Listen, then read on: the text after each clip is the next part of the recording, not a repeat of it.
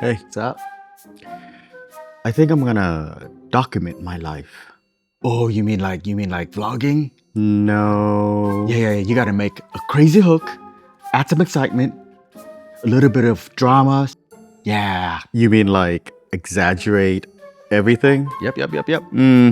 That's not my style. Nah, you gotta get them views, Get that retention rate. But that's not documenting. Wait, what's the difference? What's going on, guys? Welcome back. Back in 2017, I challenged myself to vlog, I believe, 60 or 90 days straight, every single day. And so what I did was I would film everything throughout the day and at night edit it and upload either that night or the next morning and rinse and repeat for 90 days. I don't know if I can do that ever again, to be honest with you. However, I learned a few lessons and I want to share that with you today. So first, it's really about how you approach it. And it also leads to different outcome. Understanding the difference can determine whether how authentic and feeling fulfilled or complete opposite, which is burned out and emptiness. Now, with that said, I just want to make clear of certain exceptions. For example, if you already have a channel, a growing channel, and you've been vlogging for X amount of months or years and it has been working for you, you have built yourself a workflow and an audience. What I mean by that is if you're able to articulate and tell a story at any given moment, especially when you have a camera in front of you and you press record and you could say anything right off the cuff, kudos to you. And maybe that's the better way, or maybe that's the route you should go, which is vlogging. But if you are confused or if you're feeling like if I vlog then I would lose my authenticity and I'm not being present, or you feel like you have to make up things to make it interesting, then this video is definitely for you. So what is vlogging? If you go somewhere and you're experiencing the environment, the people, and you have a camera in front of you and you talk, that's vlogging. And you share your experience, you share your knowledge in that moment. And I feel vlogging is built around performance and entertainment. The goal is to usually capture attention. You often think about the story arc and how to make everyday life exciting. And there's nothing wrong with that. Like I mentioned, I've done this back in 2017 and it was a really good experience. I documented everything and I would film everything during the day, share my experience and share my feelings and experience right on the spot, and at night I would edit. I remember I constantly have to look for a story within a day because a lot of times when you vlog it can be a really boring day, right? And there's nothing to vlog, there's nothing to talk about, but you still have to produce a video. So oftentimes I would spend a big chunk of time to kind of just look through all the footages and create a story from that day. So two things that came out from vlogging every day. The first is to be able to think on the spot and share my feelings and be very comfortable in front of a camera. And that was really difficult for me because I'm an introvert by nature. Like, it's really hard for me to just press the record button and know exactly what to say. So that was a really good experience for me. The second thing is the ability to sit back, look at all the footages and pick out certain things and create a story from it. And I think that was a very valuable lesson for me because it actually helped me in my filmmaking career. I was able to transition from that into filming events and doing documentary.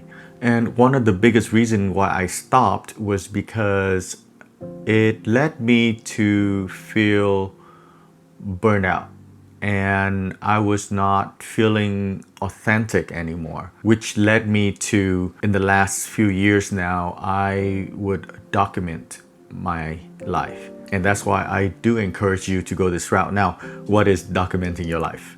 Documenting your life is simply recording life as it is, because there's no need to turn your life into a performance or a production. And now that I think about it, it comes down to the intention behind it, the purpose. The purpose of documenting is so that, number one, you can be present. You're filming things as is, and at the same time, you're able to be there. You're able to be present and soak in all the information or the emotion of that moment. You don't have to think about what you're gonna say on camera at that moment.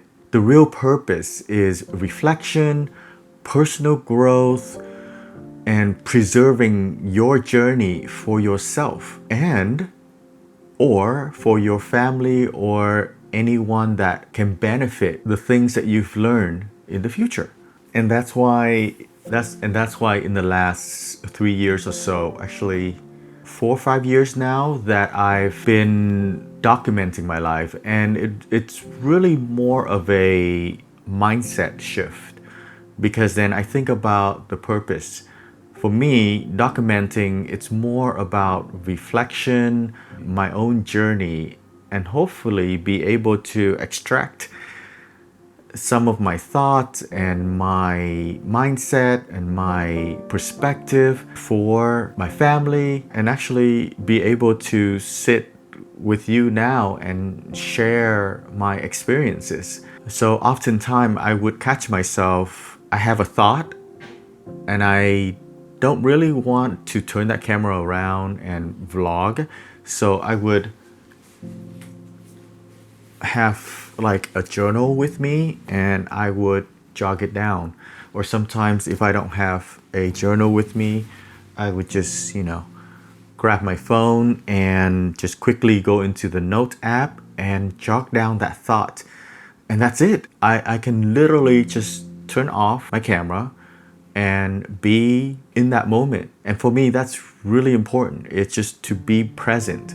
So yeah, it really comes down to your purpose. And you can actually do this by asking yourself, what is the intention? Think of it as vlogging is very outward focused, and vice versa, documenting is more of an internal process, inward focus, reflecting on self, that sort of thing. And this brings back to the pressure. I now prefer documenting instead of trying to vlog, instead of trying to hold that camera out and speak and think of things right off the bat. And for me, I feel like that's not authentic anymore. Again, this is just me. You might be really good at doing that. You can be authentic and you can tell a story and be very articulate. Go for it. But I feel like documenting, it relieves some of that pressure for me. Because when I was vlogging, I remember that there's this pressure to be interesting and constantly doing something worth filming. And I felt like my life wasn't exciting enough to film, versus the pressure for documenting is more of a internal process. You reflect, and maybe that's not really, maybe pressure is not the right word, more of self-reflection, and maybe that's hard for some people. But knowing that you don't have to entertain anyone, the idea of when you get to a certain age, you feel like you want to contribute, you want to build a legacy. I guess I'm speaking for myself. I am getting to that age where I feel like I want to be able to document my thoughts and feelings and my philosophies in my own way and articulate it in my own time, like I'm doing right now, in the most simple and meaningful way that I can. That's what I mean by leaving something behind. So, my biggest takeaway and my stand on this is that you don't have to become a vlogger to share your life or your thoughts, your philosophies. You don't need a big personality or an exciting lifestyle. You can simply document what is already happening and let that be enough. If your goal is to grow as a person, leaving something meaningful behind, or just better understand your own life, start documenting. Thank you so much for watching. And again, stay all the way till the end. If you really enjoy this content, please share with others. And if you do share my thoughts, philosophy, and my perspective on vlogging versus documenting, or if you disagree, please leave me a comment. Let's start a discussion. I want to know your thoughts on your end or your approach to being a content creator. So stay safe, stay creative, and I will see you all in the next video. Peace.